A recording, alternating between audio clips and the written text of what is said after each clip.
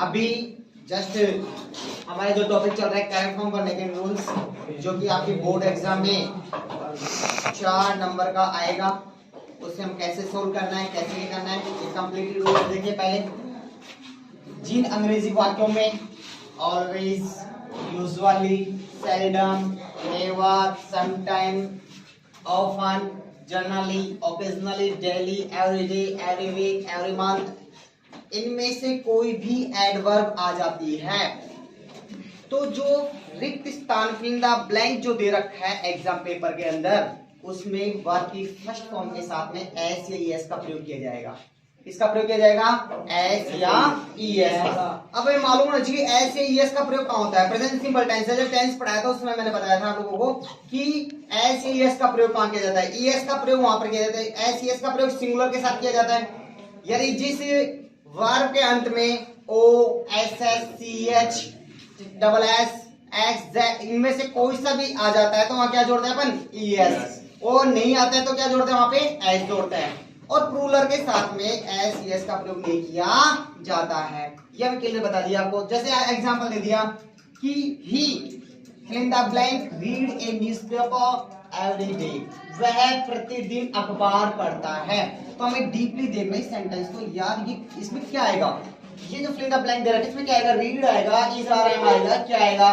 तो सबसे पहले पहचानो कि टेंस की पहचान क्या है इसमें। देखो एवरी डे, क्या आ गया माय डियर इसमें?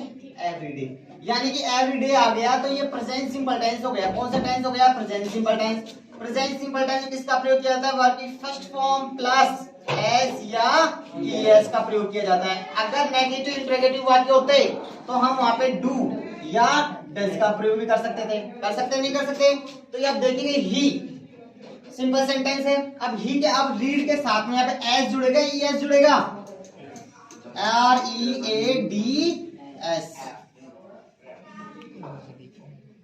रीड्स। क्या आएगा यहाँ पे? रीड्स, क्योंकि हमने यहाँ पहचान लिया टेंस एवरीडे आ रहा है यहाँ पे। दूसरा देखो आई प्ले फुटबॉल डेली। अब इसमें देखो डेली शब्द आ रहा है, क्या आ रहा है माय डियर? डेली। डेली शब्द आ गया तो वही प्रेजेंट सिंपल टेंस है। पहचान देखो डेली लिखा हुआ है, यहाँ लिखा ये रहा डेली। डेली से पहले क्या लिखा हुआ है? ठीक है। फुटबॉल, FOOT, फुट और BALL, बॉल, फुटबॉल। ठीक है कि मैं रोजाना क्या खेलता हूँ? फुटबॉल खेलता हूँ। तो सीधी सी बात है, आई के साथ में एस ईएस का प्रयोग तो होता नहीं है, इसलिए सिर्फ प्ले का प्ले आएगा। क्या आएगा यहाँ पे? प्ले। यहाँ पे प्ले का प्ले आएगा, ना तो इसमें एस लगेगा ना ईएस लगेगा, जो मैंने आपको पहले ऑलरेडी लिख रखा है। दूसरा देखो, यदि अंग्रेजी वाक्यों में मॉडल शब्द आ जाए, कोई सा भी मॉडल हो, अगर वो आ जाते हैं जैसे can, could, may, might, shall, should, will, would, must, ठीक है, इनमें से कोई सा भी आ जाता है तो सीधी सी बात है वहां वर्ब की फर्स्ट फॉर्म किया जाएगा। रिक्त स्थान में वर्ब की फर्स्ट फॉर्म का प्रयोग किया जाएगा। किसका किया जाएगा? वर्ब की फर्स्ट फॉर्म का। अब देखो यहाँ पे कैन, क्या शब्द आ रहा है माय डियर? कैन आ रहा है। तो यानी कि ये कैन क्या है? ये एक मॉडल है। क्या है?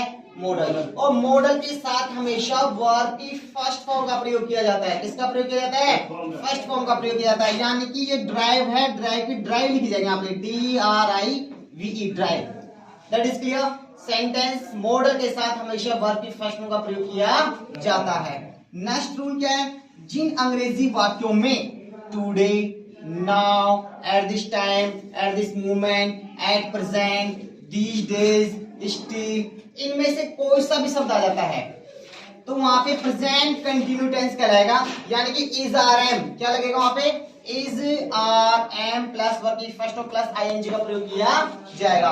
इस का प्रयोग आपको पता है कहाँ होता है? ही, सी, इट, नेम। ठीक है। आर का प्रयोग कहाँ होता है? वी, यू, दे। किसका प्रयोग होता है? वी, यू, दे के साथ आर का प्रयोग होता है। और एम का प्रयोग किसके साथ होता है? केवल आई के साथ। ठीक है। अब देखो यहाँ पे क्या आ गया? आई। अब आई के साथ क्या लगता है? एम। तो आपको फिल इन द ब्लैंक में लिखना है एम। वॉच में क्या जोड़ना है? ING, WATCHING, watching. That is clear. तो ये हमने पहचाने क्योंकि यहाँ पे एट दिस टाइम आ रहा है। क्या आ रहा है शब्द यहाँ पे? At this time.